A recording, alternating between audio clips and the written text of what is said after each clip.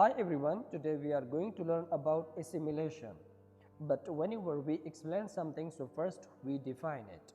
Let me give you the definition of it, and after that I will explain it with examples, so then you will understand it. So the definition of it is, it refers to a common phonological process by which one sound becomes more like a nearby sound. What does it mean by this definition? Simply, it means when we talk in a rapid speech, one sound becomes like the neighboring sound. So in linguistics, it is called assimilation.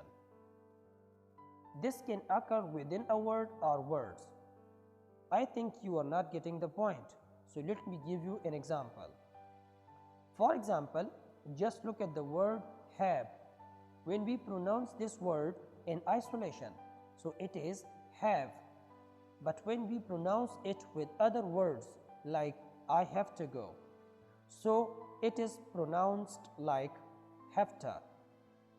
You can see I have to go, so it becomes hefta because the sound is influenced by the neighboring sound, so that is simply known assimilation. Look at the word this. Here in this word, the last sound is is.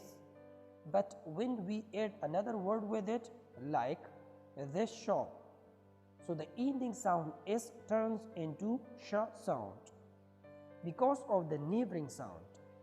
When we say it this shop, you can see this shop, so it is assimilation.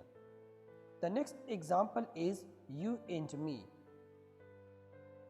When we say it in a rapid speech, so this becomes you and me. Why? Because of the influence of neighboring sound. So simply we can call it assimilation.